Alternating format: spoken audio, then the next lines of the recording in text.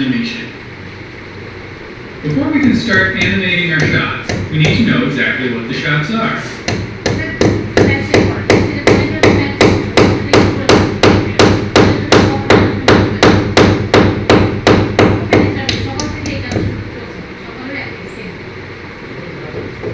That's where the pre-production process comes in. An animated short or film may start with a script that gets turned into a storyboard, or an artist might skip this script and just start with the storyboard. The storyboard describes and visualizes every shot in detail. So to really get a feel for how the animation is going to play out, you then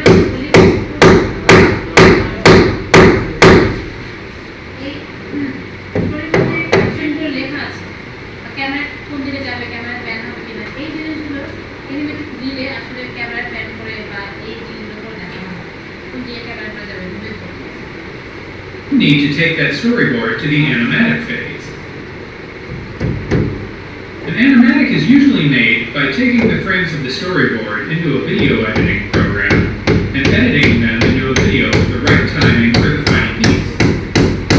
But Flash is actually a really good tool for creating an animator, especially if you're going to be animating in Flash anyway. Let me show you. So I have a rough storyboard on paper that I'm referencing for this. I could scan each panel and bring those into Flash as images, but I'm just going to redraw each panel. You'll see why later. I'm using the brush tool with pen pressure turned on to keep that loose hand drawing feel. This is much more comfortable than using a pencil tool. I've got this layer on top where I'll put the annotations from the storyboard, like arrows that describe the camera moves, and the sound effects and things. I'm just putting each panel from the storyboard on a new frame. I'm also putting in some rough tones as necessary to make the different elements clearer.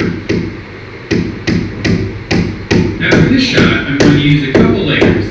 That way I can reuse the foreground and background and just change this layer with the character on it.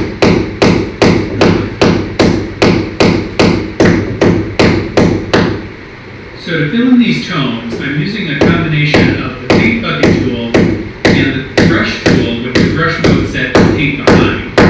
That lets me paint in the color behind the black lines that I already drew. And here, this shot is basically the same as the one from earlier, so I'm just going to hold the Alt key and drag that frame to copy it. I'm just going to keep going like this for the rest of the storyboard, adding each panel to a new frame. Okay, so I've got all the panels from my board in. So if we flip through these panels, we can see we've got a fun little action sequence here. We're in a volcanic landscape where this Valkyrie is hunting a dragon. She slides down the side of this mountain and runs toward the dragon's hole, and jumps up and cuts its head off. Thud. The next step is to get the timing right.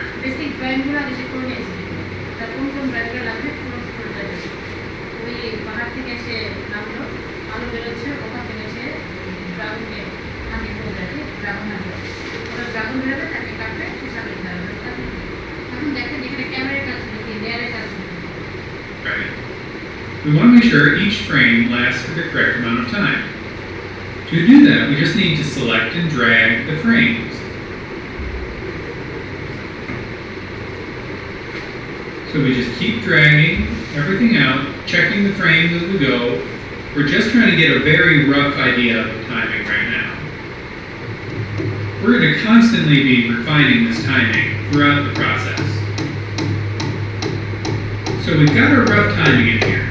What's our next step?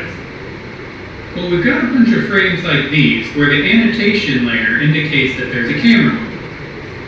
What we can do is just use what we know about tweens to put in those camera moves right now. So this annotation layer is going to be my guide for making my camera moves, but eventually I'm going to want to hide it. To do that, I'm going to set up a guide layer. I'm just going to create a new layer and then name it guide. Then I'm going to right click on it and set it to guide mode. When a layer is a guide, anything that you put on that layer will not be included when you export or preview your movie. So this way, when I'm ready, I can just drag my annotations into that layer, and then I can still reference them, but they won't be included when I preview. So to start doing our camera moves, the first thing we need to do is turn our drawings into symbols. I'm going to make each layer its own symbol, because that will give me more flexibility later. I'm going to make a symbol for my annotations here. I'm going to name my symbols after the shot they're in, and I'm also going to create folders to sort them by shot number. And then I'm going to make a symbol out of the drawing itself. And I'll make sure to put that in the same folder as the other one. Once I've got my symbols, they're already in place on the first frames. So then I'm going to use shift-click to select those frames, And then I'm going to hold the Alt key and drag those frames to the end of this shot. And then I'm going to right click to add a tween. I'm going to use classic tweens just because they're easy to set up. Then I go to the end frame, and I can use my annotation as a guide for how much I need to scale these symbols. So once I've got my end position scaled, I can move the annotations onto the guide layer and hide it.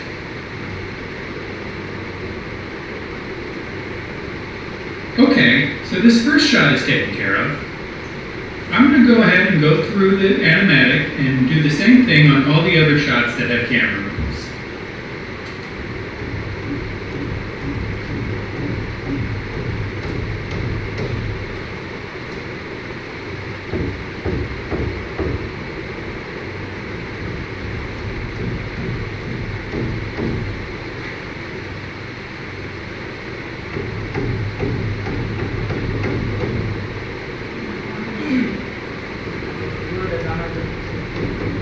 Okay, that's everything. Let's have a look. So I've also lengthened these shots now that they have the camera moves in there. That's one of the things I was talking about when I said we were going to be constantly adjusting our timing. Camera moves are more interesting than still shots, so you're going to tend to perceive them as not being as long.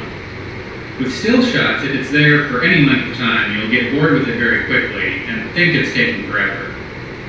That's why it's good to get these camera moves in there, because it's going to be vital to getting your actual timing.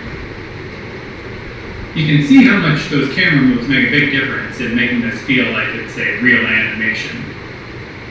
So camera moves are great, but there's even more we can add in. Let's take a look at some more tricks we can do with this animatic. For that first scene where the camera is pulling in, I'm actually going to go back and break it up into 4 different symbols, one for each layer of the landscape. Then, if I tween those layers at different rates, we get the effect of a multi-plane parallaxing camera. Basically, the further forward a layer is, the more it should grow. And your rearmost layer shouldn't grow at all. Cool. And now for this shot where she's sliding down the mountain, we'll want to have a scrolling background behind her, and we'll also want the ground in front of her to scroll. We just need to make sure all these elements are their own symbol, and then we'll go inside those symbols and do a rough animation of them scrolling past. We'll just have a quick 3-drawing loop for the background, and then we'll do the same for the foreground. I've got my onion skinning outlines turned on here. That way I can check the previous frame and make sure that it looks like these lines are moving in the right direction. While I'm here, I'm going to make a quick tween of her sliding into shot. And then I'm going to make sure these are all set to graphic symbols and are set to loop. That way we can see them scroll when we scrub the timeline. And there we can see that looks about right.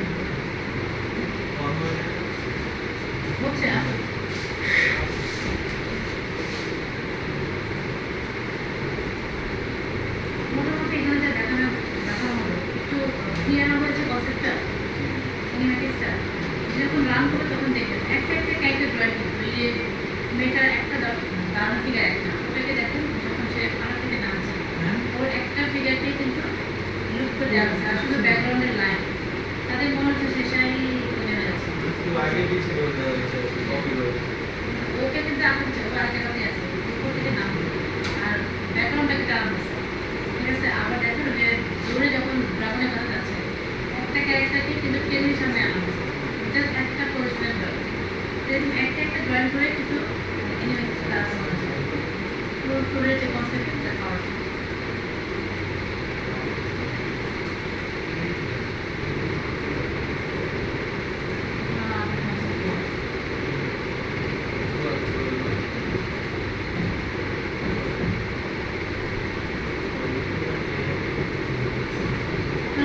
কাজ করেছেন এমন কেউ আছে এখানে ফ্রেন্ডে কাজ করেছেন করেছেন সিম্পলটা করেছেন আমি কিন্তু ভালো পাই না আপনারা খুশি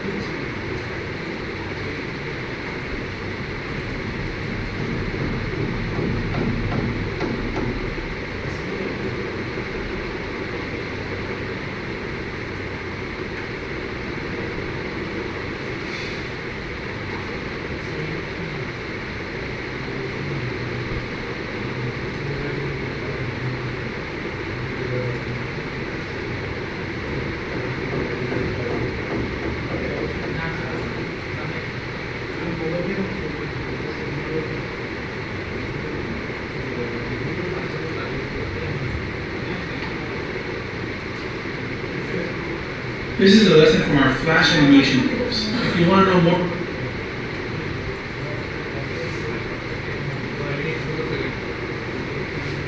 your timing. Camera moves are more interesting than still shots, so you're going to tend to perceive them as not being as long. With still shots, if it's there for any length of time, you'll get bored with it very quickly and think it's taking forever. That's why it's good to get these camera moves in there, because it's going to be vital to getting your actual timing. You can see how much those camera moves make a big difference in making this feel like it's a real animation. So camera moves are great, but there's even more we can add in. Let's take a look at some more tricks we can do with this animatic.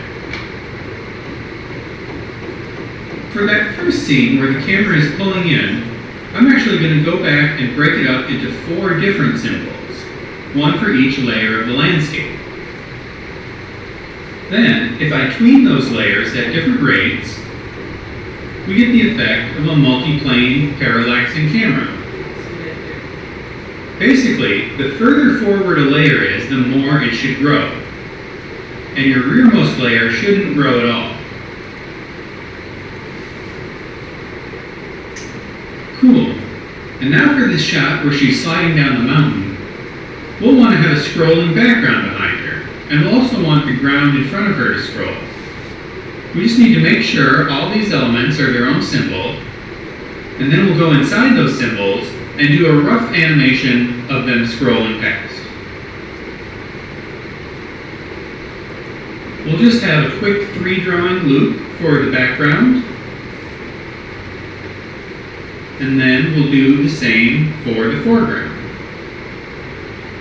I've got my onion skinning outlines turned on here. That way I can check the previous frame and make sure that it looks like these lines are moving in the right direction. While I'm here, I'm going to make a quick tween of her sliding into shot. And then I'm going to make sure these are all set to graphic symbols and are set to loop. That way we can see them scroll when we scrub the timeline. And there we can see that looks about right. So for this scene where she's running towards the dragon hole, I'm just going to make sure I have her and the background as symbols, and then I can use tweens to depict her running in. And I'm also going to just adjust these things so that there is a camera move here. That wasn't in the storyboard, but I'm going to add it here just because it's so easy to do with tweens. I'm going to scale everything up on the first frame so that the camera actually starts in closer on her and then widens out as she runs across the field.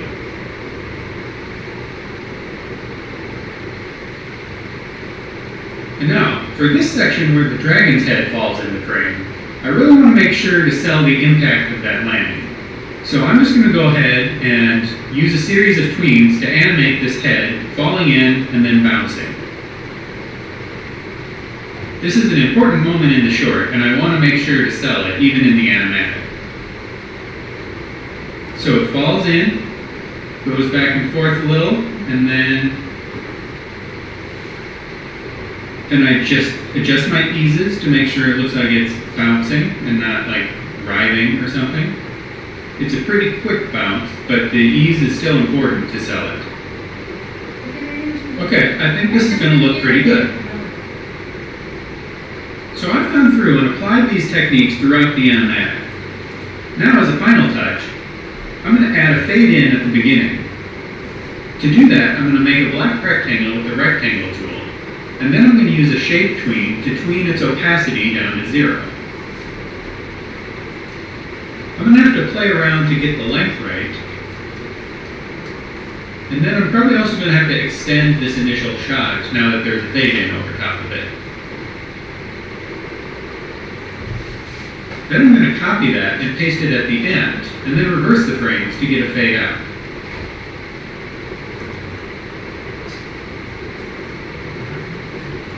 So now if we preview our movie, we can see all the techniques that we've been putting in.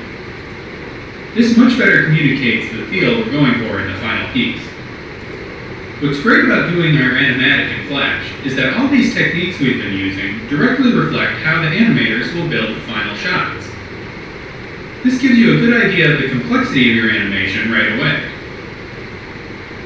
Now we could keep going and make this even more elaborate and detailed, but what we really need at this stage is sound. That will give us a much better sense of the final piece. If you wanted, you could export this as a movie file, take it into a video editor, and add your sound there.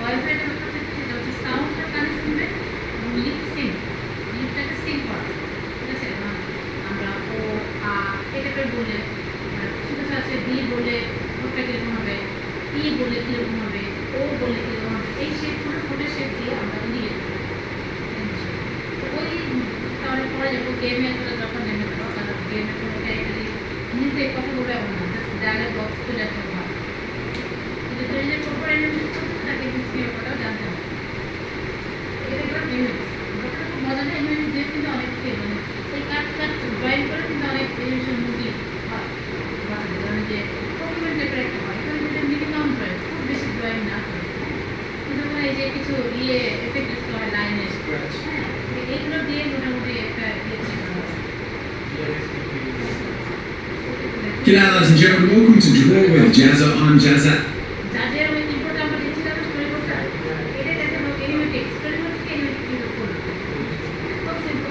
And this video is on creating an animatic. Now that might seem like a bit of a foreign word to some people. An animatic is like the rough version of an animation where it's very, very sketchy. It's the equivalent of a sketch compared to a final painting or drawing. The difference is where a sketch kind of gives a bit of a guide as to what the final image will be, an animatic gives a guide as to what the final animation will be. So specifically, it's very focused on communicating timing, on communicating motion and staging and things like that. So the example I'm going to give is from a client job I did about 7 months ago, and the first thing I'm going to show you is the animatic that I gave them at the very start of the production process for one scene in particular.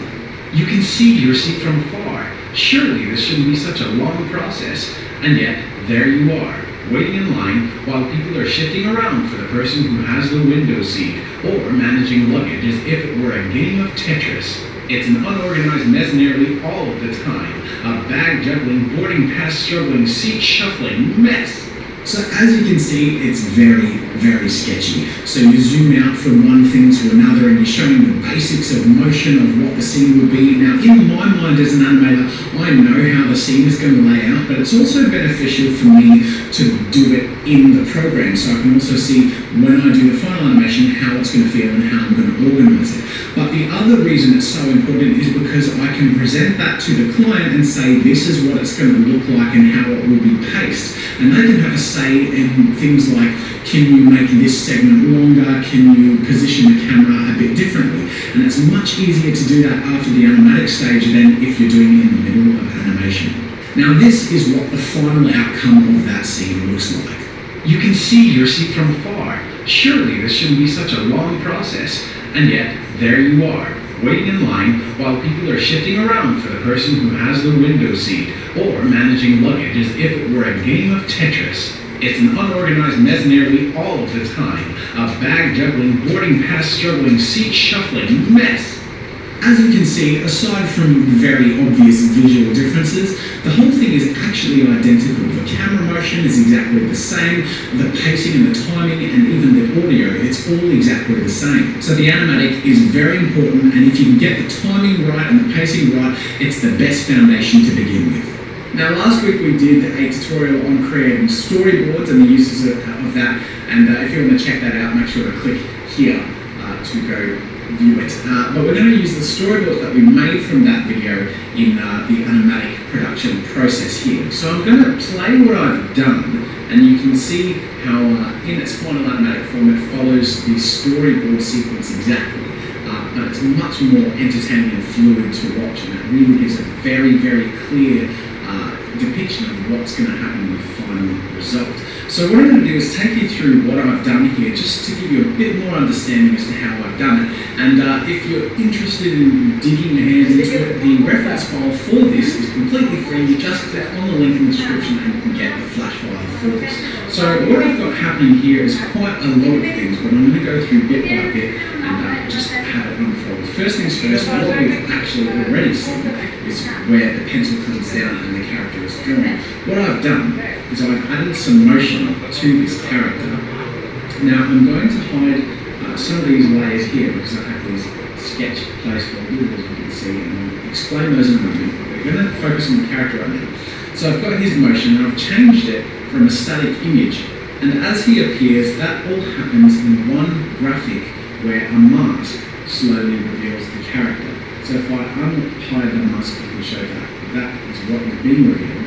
And then once that is finished, I create a new keyframe with just that looping. Now as you can see on the very top layer, I have my V-cam. This is a dynamic camera which I can move around in between, and that's much easier than moving everything around the stage. Instead, you just move the camera, and it's very quick and easy to make tweaks and stuff. If you want to access that, again, it's in the reference file. So what I've got here is the camera zooming in and panning up as the character is drawn, and then while the character is looping, the camera zooms out. Now I'm going to reveal what I hid just before, which are these sketch placeholders. And what they are, we'll go into one of them, let's say this one here. When I double click it, this box with the word sketch is simply just a mark as to where it is. And how I've created that is it's a button with nothing but the word sketch in the box on the hit frame. That means it will never be visible when you play the movie. It just means it's like a hit area. Now this has other functions for code and stuff, but I don't want to get into that and overcomplicate it. Basically what I use it for is when something appears out of nothing, on the very first frame, there's nothing to select if I want to go into it and edit it. And especially if it's a movie clip where you don't actually see the duration of it playing, it's invisible the whole time. So I create a placeholder on the first frame so that I can enter it. And what I have other than that placeholder is a mask that slowly makes this sketch appear. Now in the final version of the animation, I'm going to have it look like it's being hand drawn out and look much more fluid, but for the sake of the animatic, I'm just doing a mask tween right now.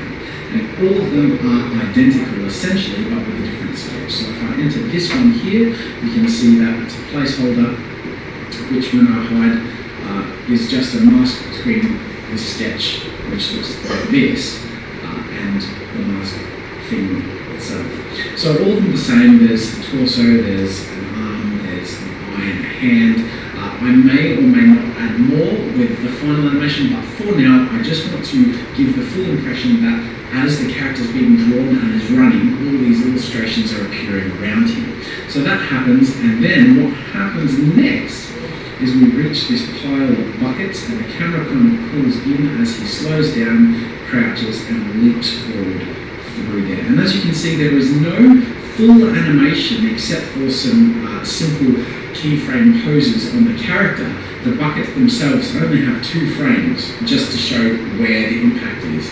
Now my character, if I hide everything but the character, you can see I've got quite a lot of motion happening here, and this is going to be really important in helping me get everything look really fluid when I'm doing the full animation. So I've got my keyframe poses and extremes, and then when I do the actual character, I'll be doing a bit of refined drawing, but I'll be doing in-betweens as well. I just wanted to make sure I get the motion exactly right, because this is the most dynamic moment of animation in the whole clip.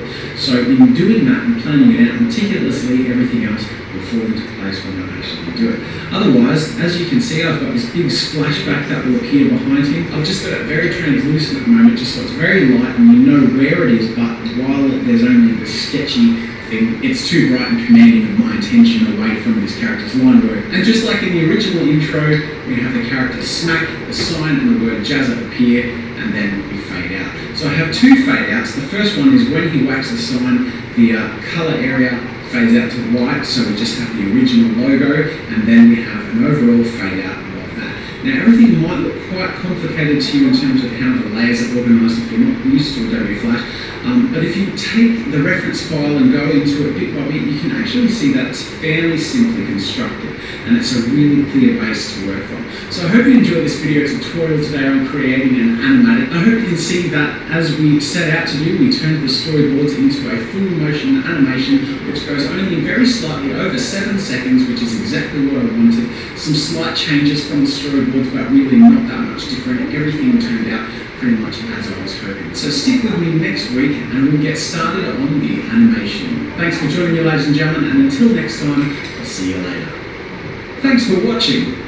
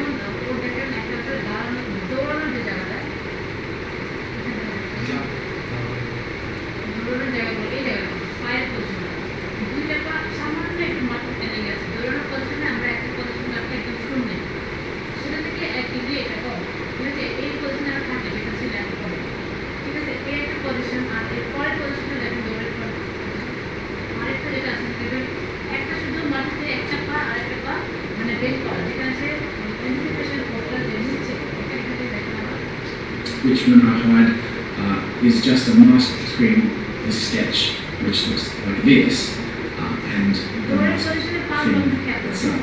So all of them are the same. There's the torso, there's an arm, there's an eye and a hand, with the final animation that as the character is being drawn and is running, all these illustrations are appearing around him. So that happens, and then what happens next is we reach this pile of buckets and the camera kind of pulls in as he slows down, crouches and leaps forward through there. And as you can see, there is no full animation except for some simple keyframe poses on the character. The buckets themselves only have 2 frames just to show where the impact is. Now the character, if I hide everything but the character, you can see I've got quite a lot of motion happening here, and this is going to be really important in helping me get everything to really feel when I'm doing the full animation.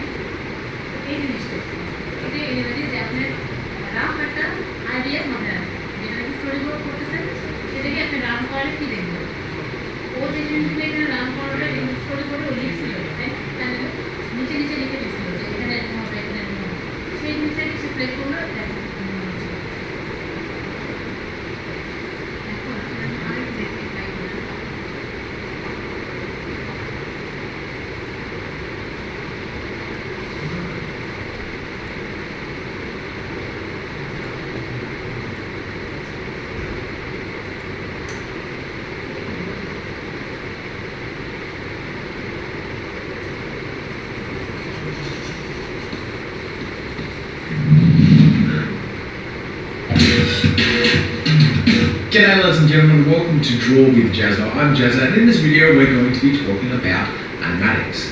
Now what are animatics and why are they important? Well, similar...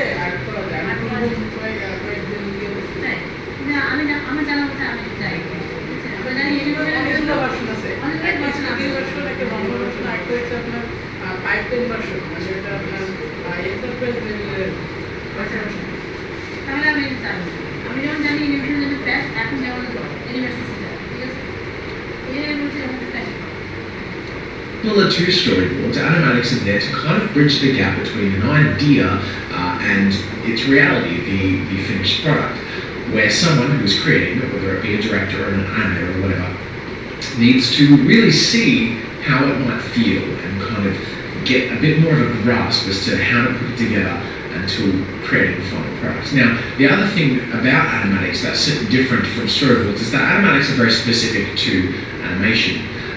In particular because in animation there's very little editing that you want to do. You don't want to cut too much because any animation you cut is a lot of work that you've done in animating it. And so animatics are a way to lay out the timing and the pacing and the visuals of the entire thing without having to create it in a really refined way. So what I'm going to be doing is I'm going to be playing an animation which I made several years ago called Larry Episode 2, which I made the entire thing in animatic form first, which I have done recently for most of my animations. And I'm going to be showing them in the same video so you can see the similarities between the animatic and the final animation. Now you will notice that some bits have been cut or changed very slightly, but in the end it's much more accurate to the final product than the storyboards are, because the animatics are really used to get the pacing and to get the flow of camera work and the characters, interactions and all of that. But the difference also is, in my case in particular, that the sketches and drawings of an animatic are really, really rough. They're really, really rough because it's really focused on timing and Also, just doing the whole thing so it's more motion focused and where the camera is and all of that.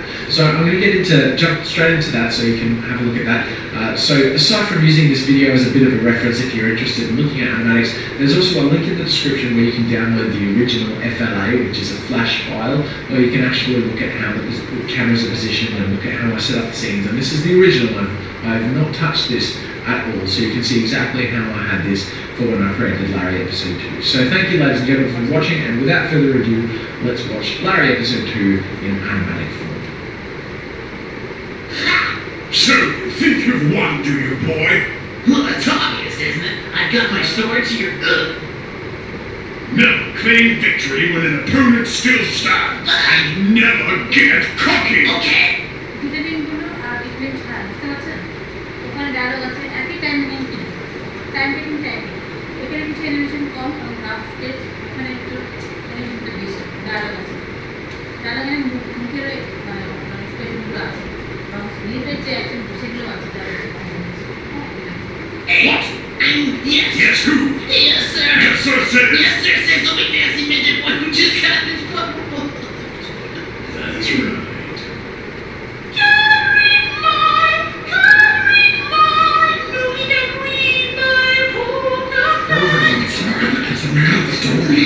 How many times have I told you not? What do you want? There's a man outside who wants you. Is he evil? I think so. Let him enter.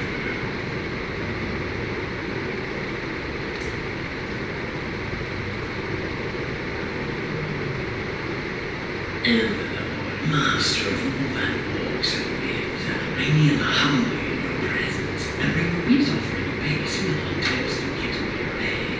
That's pretty sweet. I am Melinus the mage, and I come before you to serve you in the leading of the gentleman they call Larry, who is the pathetic excuse for a traitor.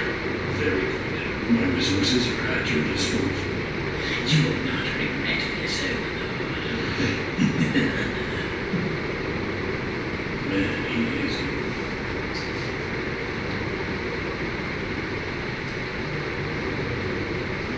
You are a pathetic weakling, laddie. And I was thinking... I don't think... Shut up! I did not your opinion, but I've been thinking. There may be something we can do to help make you seem like a competent warrior after all. So, since we can't get you a decent pair of testicles, we'll just have to get you a steed of doom. Assassin, do you have what it takes to kill the chosen one? Yes. Use any means necessary, in any place he stands to get the job done. Yes. You will not be paid until I have his head on a platter. Do you hear me? Yes. Is that all you have to say? Yes. Is that all you can say? Yes. Really? Yes. Are you stupid? Yes. Do you have no friends? Yes. Do you wet the bed? Yes.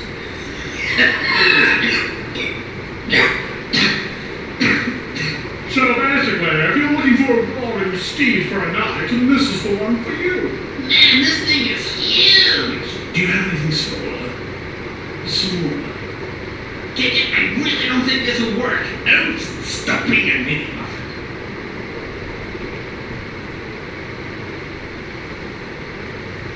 No! Mark, come back! Don't worry, this was some rubbish anyway.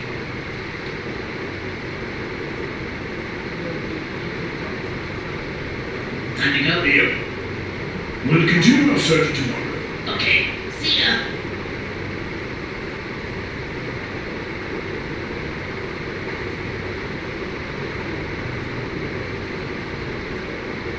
I just don't get it. I need a steed, but everything I try is too big. Maybe you could ride on the back of another retarded midget. You can use Pop, this little dude. Hey, that's not a bad idea. You have failed me for the last time. Yes. If you don't have the boy's head on the platter, next time I see you, then I will take yours. Yes. Shut up! Yes.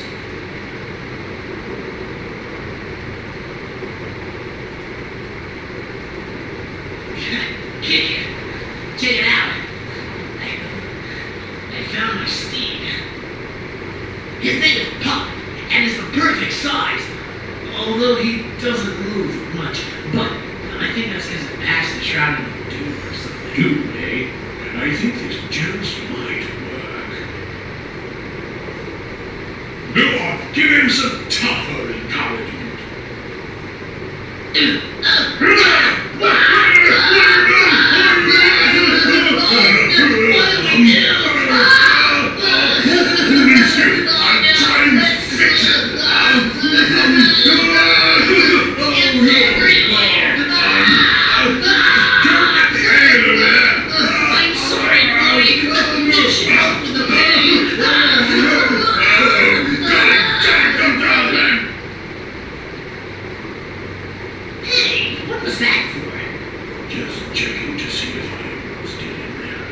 Well, maybe you should check on yourself.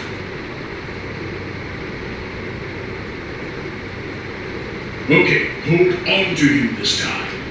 So do you think the alcohol had something to do with how fast you ran away? That, or the fact that you dropped it in the off. Oh, yeah. Either way, we should soon find out.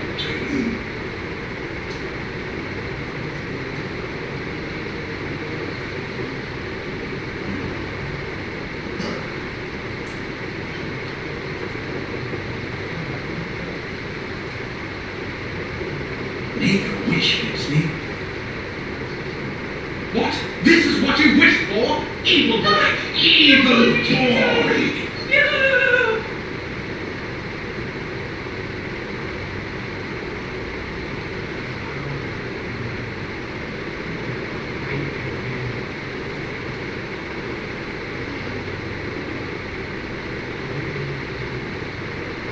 It seems that we need a better strategy.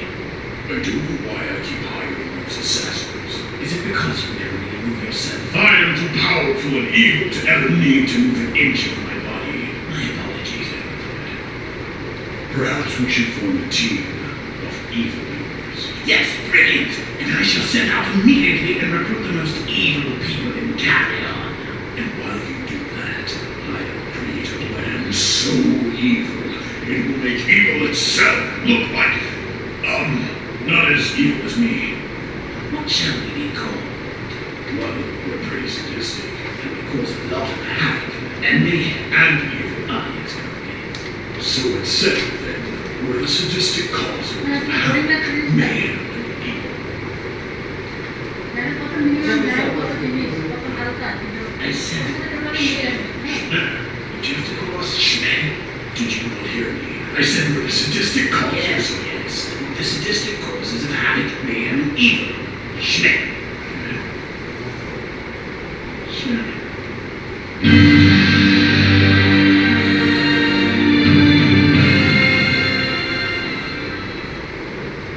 So there we go. I hope you enjoyed the example of the Animatic of Larry episode 2. Until next time, ladies and gentlemen, I'll see you later.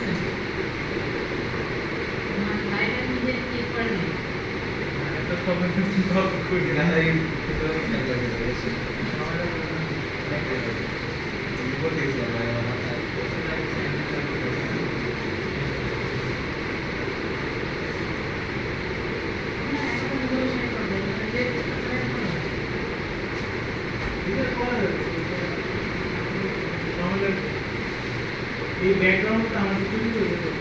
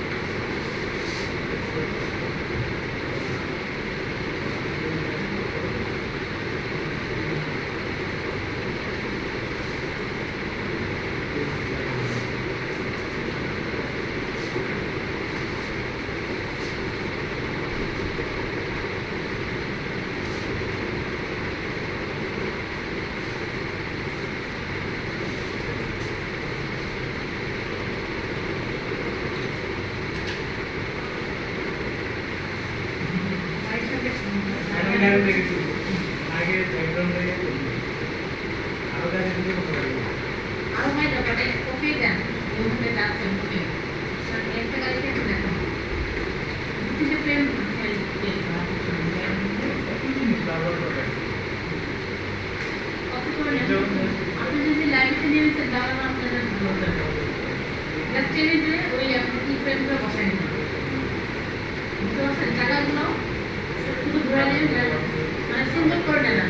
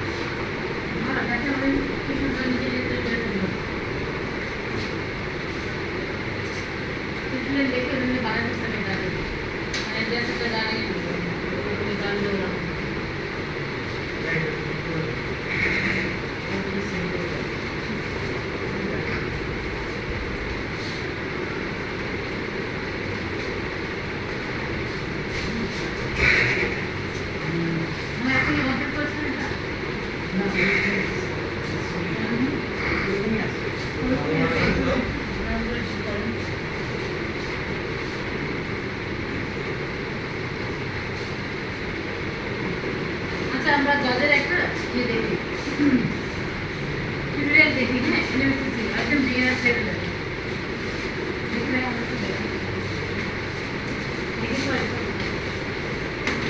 যারা নতুন আমরা যারা দেখি ওটা অনেক step এখানে আপনি অনেক কিছু উনি করেছেন ঠিক আছে আমরা আরো সব কিছু ততক্ষণ রেকর্ড হ্যাঁ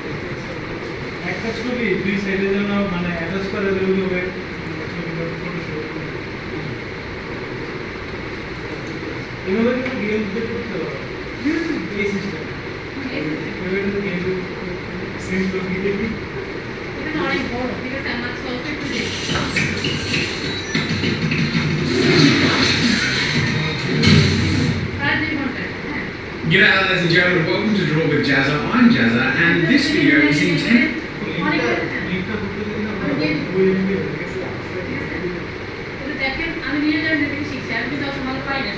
সফটওয়্যার সায়েন্সে পড়ি, আমি হাতে ইউজ করেছি তো 8 সেকেন্ডের ভিডিও 90 MB রেখেছে। ডেমিটা কোনো অ্যানিমেশন করতাম, অ্যানিমেশন আমার করা হতো ফ্ল্যাশে কিন্তু করা হতো ফ্ল্যাশ অ্যানিমেশন আমি জানি, আর এখানে আরও অনেক কিছু ব্যাপার আছে। To be a one-stop shop ultimate guide to Adobe Animate CC, formerly Adobe Flash. Now that being said, it should also be mentioned with that while I want this video to be informative and entertaining, it's going to be pretty long. So I want to make it as clear for you as possible, and in trying to do that, there's a bit of a guide up on top of my head right now which shows different time codes of the different topics that I'm going to be covering in this video. So you get a bit of an idea as to the content I'm going to be going through, but also how long it's going to take. So feel free to click above to skip ahead at any point, ahead of this intro, any of the prep stuff that I start off on, and of course there will be links in the description to the different time codes in the video as well. Now because I want this to be a one-stop shop ultimate guide to Adobe Animate CC, there are a few extra things I'm going to be doing throughout the course of this video to make it as informative and to facilitate your needs as much as possible. We can't cover absolutely everything in full depth. I want to cover everything as broadly as possible, but wherever we cover something where I have done another video that goes into more depth into a certain topic, I will link to it. So you can see a little pop-up video that comes across, or a little link, and you can just click that to go across and check out more if you want to learn more about those tools or utilities. The other thing that should be mentioned is I am creating this tutorial for the first ever release of Animate CC, but doubtless years from now people may come across this video and it will be slightly out of date. There will be new features that will have come out that I haven't covered in this video.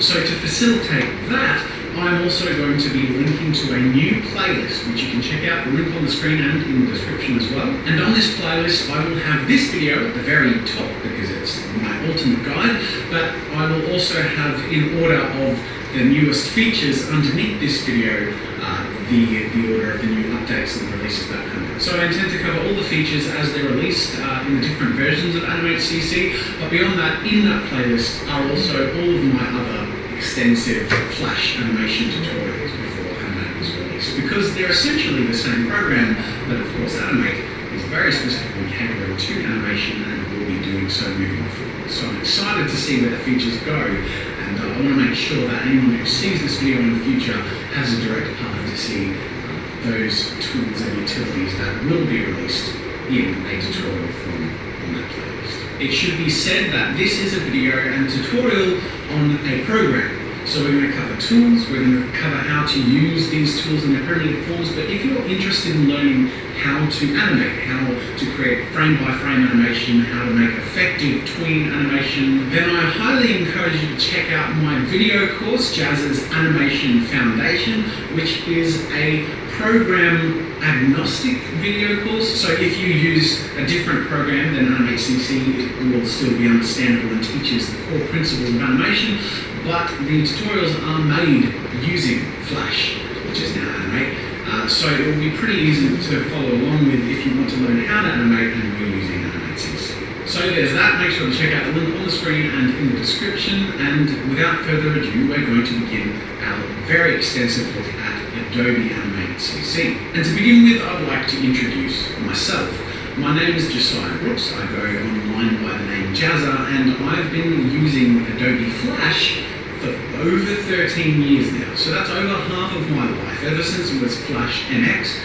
That's when I began, and it was owned by Macromedia and then later Adobe. And Adobe Flash was the cornerstone of my career, essentially. I've created dozens of games and animations, many of which have been seen by hundreds of thousands to millions of people. I've created loads of client projects for very big and very small clients. I've found it to be an extremely comfortable and versatile program, and that's the reason I've always stuck to it, and that's one of the major reasons I'm so excited about this evolution from Flash into Animate CC. When I began this channel, pretty much all of my content, even the how to draw tutorials, were created using Flash, and one of my very, very early videos was an overall covering of Adobe Flash. And it's been many years since that video, and it doesn't have the best production value or quality or anything like that. So I thought with the release of Animate CC, a lot of people are going to be looking up Animate CC who are new to animation and might not necessarily know any of the tips and tricks that come with Flash, and there might not be very many Animate CC specific tutorials out there. So I want to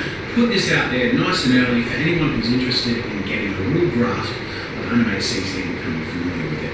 It's powerful tools.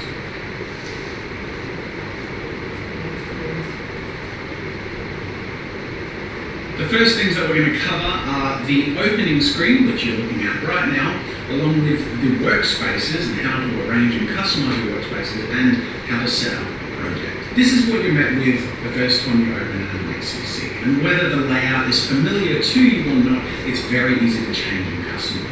The first thing I want to go through is creating a new project.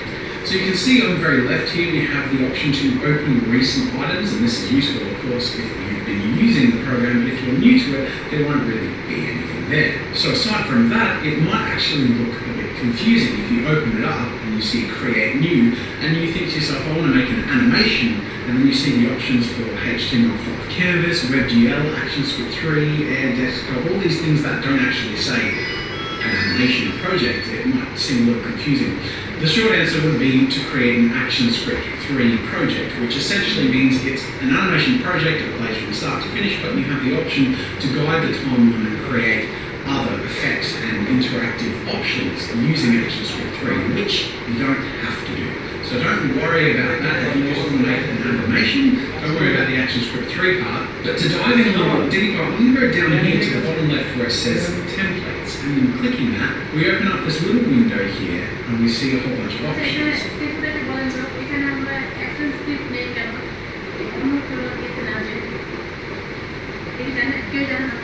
What do you want to do? Space.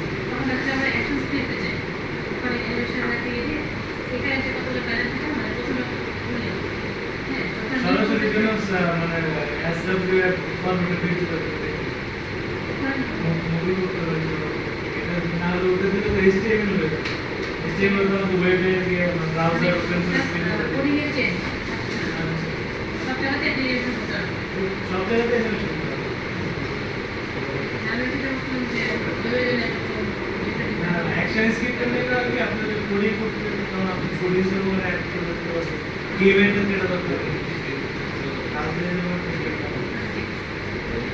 आपने जाना ना हो सकते हैं इतने हमें तो वो सब जब तो फ्लैश शेयरिंग ने कुछ चेंजेस है फ्लैशिंग में इसके में तो आज सारा फ्लैश के एक्शन स्किप देखो आज फ्लैश को दे दिया स्टार्ट करता हूं प्रोजेक्ट के स्टार्ट में इसके So under General, I'm going to create an ActionScript 3 project, and by default, the height aren't usually 16 by 9, it's like 550 by 400. I've changed it to 1280 by 720, and the frame rate by default is 24 frames per second, and you can change, of course, the ruler being inches or centimeters or whatever, and the background color, but I leave it as pixels and the background color as white. And then I selected make default, which means that the default project size and frame rate now for the ActionScript 3 type is set to my settings here. And right here. So as you can see, it's open project. If I close that and go back to my welcome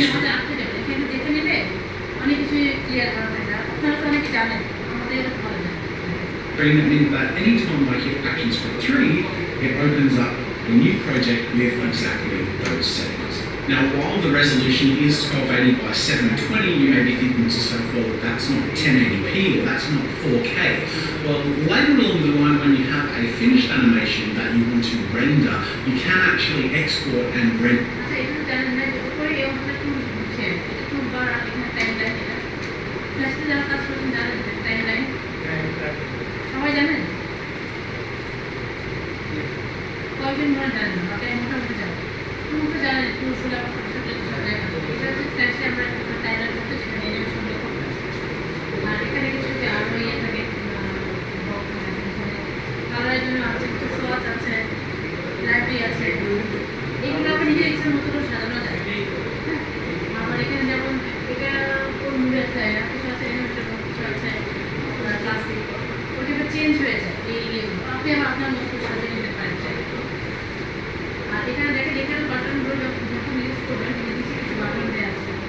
এখানে আমরা যে paper drawing করতাম তারপর নিচে transparent দেখতাম light বক্সের কারণে, হ্যাঁ এখানে ওই অনিয়ন স্কিন যেটা করা যায়, ঠিক আছে, আমরা দেখতে পারি আগের ড্রয়িংগুলো আগের লেয়ারটা আমরা দেখতে দেখতে পারি অনিয়ন স্কিন আমরা একদম ট্রান্সপারেন্ট করে দিতে পারি সেম জিনিসটা। আগে আমাকে কাগজে ড্রয়িংগুলো করতাম, এখানে আপনারা কি ফ্রেম এগুলোর ভিতরে অ্যাড করতে পারেন, সিম্পল। এখানে ড্রয়িংটা একটু ইম্পর্টেন্ট, আমরা ড্রয়িং আর ওই সিস্টেমের মধ্যে যদি কেউ নেট থেকে নামে করে ফেলে short Enter into a high resolution. So you can work at any 16:1 ratio, for example, 850 by 400, I think that's one, or 640 by 360, and it doesn't matter because when you export as a video, you can scale up to 4K and beyond. So the next thing we're going to do is play around with our workspace. Now this isn't the workspace that I prefer, but I've switched it to one of the default ones just to show you how you can customize it. First and foremost, I want to show you the different customizable workspaces. So you can check this out by going down to Window and Workspaces and going the Animated Workspace. I can click on Classic and it changes the workspace to the Classic workspace, and so on and so forth through the various workspaces. Now to create your own workspace, you're able to click and drag these panels from the tabs here, and you can resize the tabs by clicking the side or corners of the tab and dragging them around, and by clicking and dragging this tab onto the tabs on the corners or sides, you can anchor them or embed them into other areas. And this enables you, for example, to put this panel up here on top of the timeline if I want to, move the timeline down to the bottom. The properties panel obviously works a bit more vertically, so maybe if I put it over here, when I drag it on and see this full line, it creates its own panel. But if I drag it onto another panel and highlight that whole area next to it, it will embed it as a tab inside the other tab area. So for example, the tools are all shown horizontally at the top here. I can click and drag this tab out and it will be its own little independent panel here.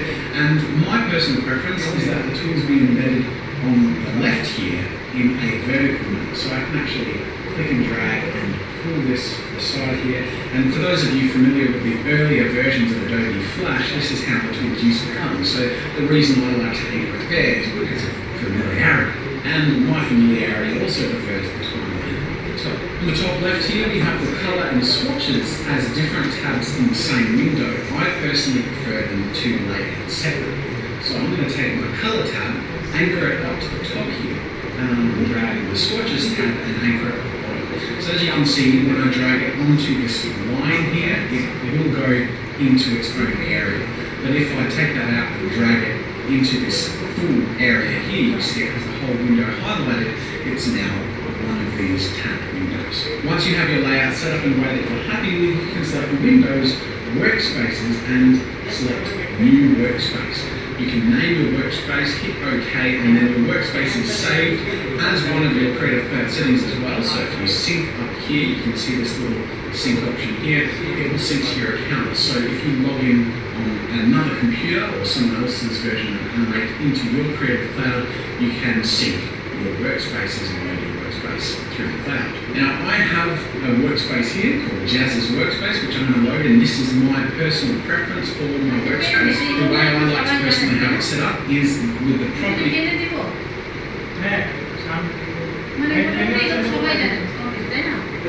Workspace আমরা যারা মানে এটা আমি যে link দিয়ে দিব আপনাদের Facebook পেজে দেখে নিলে আপনারা পাবেন। তারপর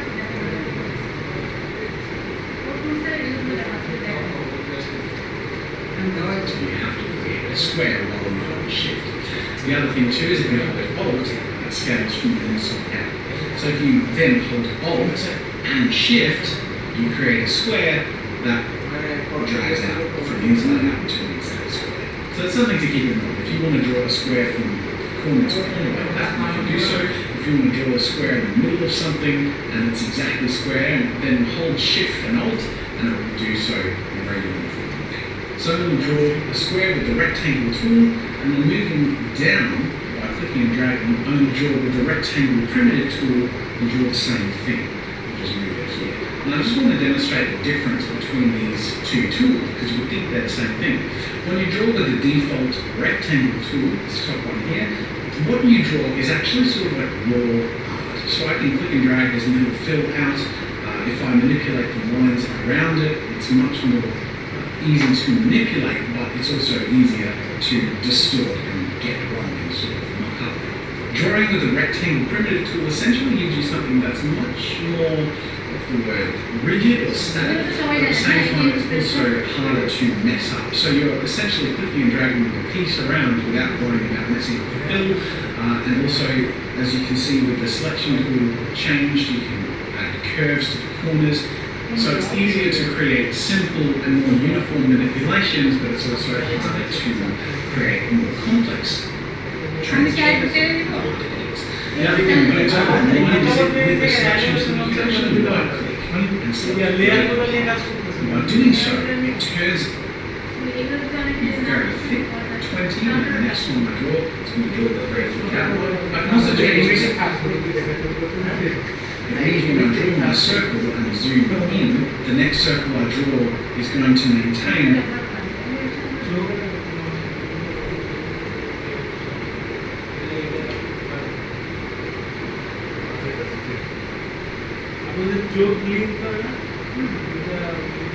For this next section, we're going to talk about drawing and colouring in. We have gone through the tools that you can use to draw in a fair amount of detail. So in terms of finding your own style and the way you want to go about it, I recommend playing around and finding what's comfortable. But when we start to learn how to use the drawing tools in Flash, we're also going to want to slowly become familiar with the timeline, which is this big long thing with lots of numbers on it. Reason being is it's important to become familiar with drawing on different layers and creating symbols.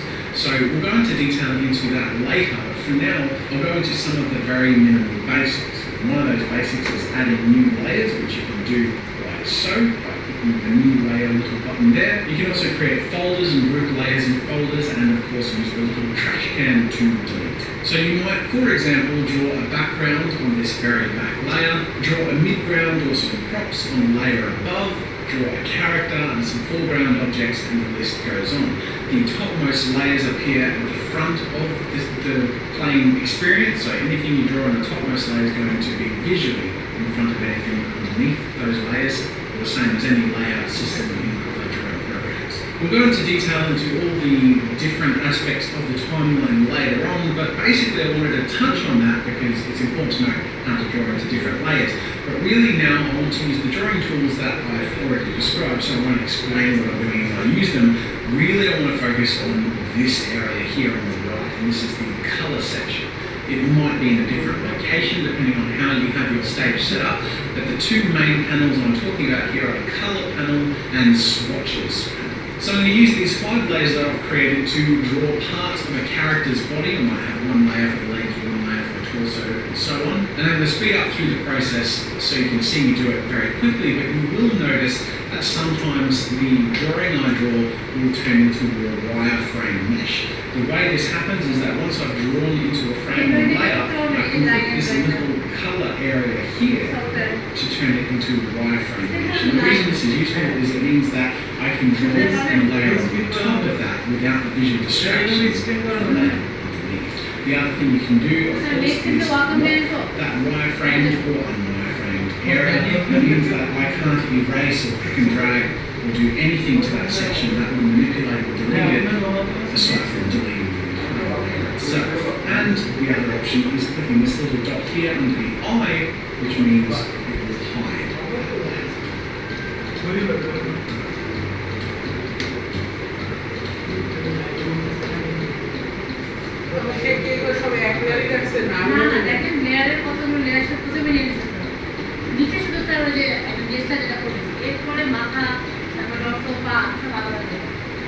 So I've created a little illustration of a character here using these 5 layers, and I'm going to break down how I use the 5 layers. On the very bottom layer I have this sketch, and I nearly always use a bottom layer with a very light grey brush to create a very rough sketch of what I'm going to draw. And that's the best way to go about it, because in creating a construction base, you have something to follow that can just refine that and play with that until you're ready to draw the final part. Then on top of that, I created 4 layers of character art. One layer is the feet, which appears underneath the body, which has on top of that some arms, and then on top of that the head itself. And I can then go ahead and hide my rough sketch, and then we have our finished vector art. Now the reason it's great to have all of these in separate layers is it means now I can select the head and move it around, and it means that the art I've created is now much more ready to be animated.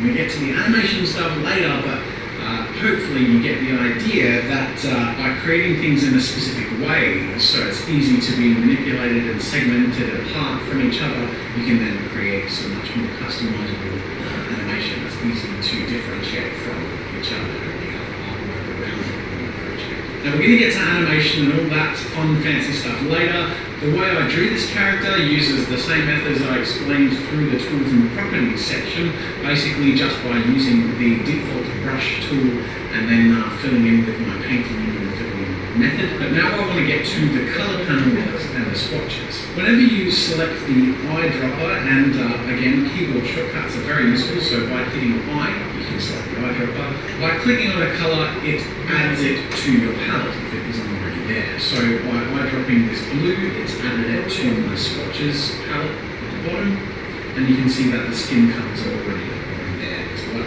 If I select the eyedropper for the shorts, you can see it's actually just highlighted a color in my default swatches, and that's because I used one that already existed rather than creating a new color by clicking and dragging this area up here. I should also mention that you can change the way the colours are presented, so the way that this is shown here is different to what you might be seeing because I think it's set to this by default, which is sort of confusing to me. You can select these little dots here on the right to change the different colour selection method, and I prefer this top one, which says H. In this colour section, you can also change the way that the colour is built. So you can turn it from a solid colour into a linear gradient. The way a linear gradient works is you can have one or more shades within a linear gradient, and it's going to change throughout. So let's change his hair to a linear gradient. We'll find a similar sort of reddish colour, and we'll put it in both sections of the linear gradient. We'll have one of those sections lighter than the other, and I can paint that gradient into the object. Now my paint bucket icon has a lock on it, so if I click here, I can turn off lock fill, and that means now I can click and drag and change the way the gradient is drawn. And that's going to make it look a lot nicer because I can position the gradient. If you want to further manipulate the gradient, up here at the top left under the free transform tool, if you click and hold, you can go to the gradient transform tool, where once you click on a gradient, you can move and resize and rotate your gradient to be positioned exactly how you want it to. Just like any other swatches, you can put them into your panel, so you can also click this little button here that says create new swatch. That means that my gradient that I have selected is now able to be selected here. If you have another project and you want to carry all of your swatches across into another project, open this little panel on the top right and go down to save colors. You can save your color swatches, and we'll call this example swatches. Enter, and now when I open a new project with my default settings, I can, in the same area, go add colors or replace colors and enter my example swatches, and you can see the same colors now appear that are in my project. But the next thing I want to demonstrate is one of my favorite features that's new to Animate CC, and that is something called tagged swatches. This is essentially where you can select a color that you already have, let's say the blue of your shirt, and by clicking this little icon here that says create tagged swatch, you can name it, let's say shirt, hit enter, and here at the bottom in a folder called tagged swatches, we have this funky blue icon that has a different outline. The reason tag swatches are really cool is you can change them on the fly, and wherever they have been painted, they will be replaced by the changes that you've made. So for example, if I double click on tag swatches and change the color to a green, hit OK, it will change the shirt color to green. But you'll notice it hasn't done it in my illustration. The reason is I actually haven't painted the tag swatch in. So I'm going to undo that change, select my tag swatch and paint it onto Billy's shirt. And now if I make the change to green and hit OK, his shirt color is changed to green. This is really cool. Now I personally like to build tag swatches around a character from the very beginning, which means that when I use them and paint with them throughout the process of the animation, I can change them.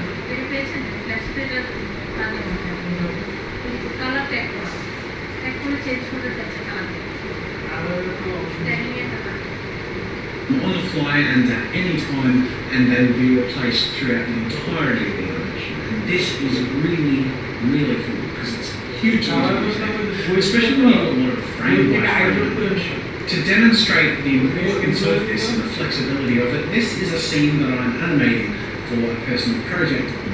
So, as you can see inside this project, there's a lot of frame-by-frame animation happening inside these clips, and this entire character was built with tag swatches, and you can see all of his tag swatches on the right here. I can go through and manually change all of the colours of these tag swatches, and it will change throughout the entirety of the animation. So let's make his skin nice and pale, we can make his eyes a little darker, we can change his hair colour to be something ridiculous, like blue if we want to, we can change his clothes to a little bit more of a pinkish colour, maybe change the gold to a green. Now this is a ridiculous demonstration because these are never colours that I would pick, but you can see very clearly that through the course of all that frame-by-frame animation, because I constantly painted using those tag swatches, it has replaced them with the colours that I chose.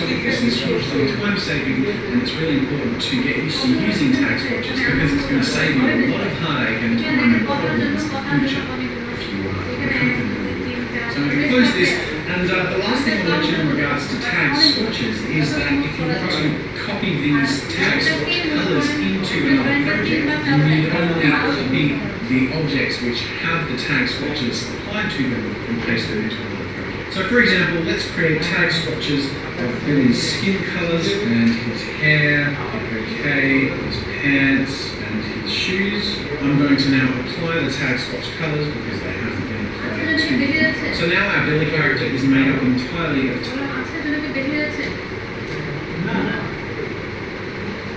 tag swatches, so I can change his skin colour on the fly, I can change his hair colour, including gradients, so you can have a gradient as a tag swatch, and the shirt colour as I previously demonstrated. And to copy all those tag swatches into another file, I need simply copy him, go across and paste, and you'll see that the tag swatches have appeared here. Now I can create changes with the same flexibility in this project as I have in the previous one. So I'm going to close that because that's demonstrated what I needed to demonstrate.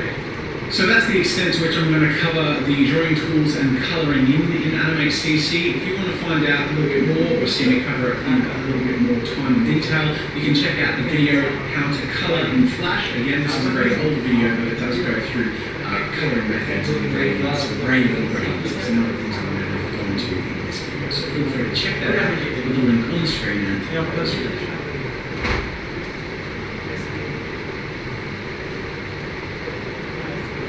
In this next section of the tutorial, I'm going to go through the timeline of the utilities.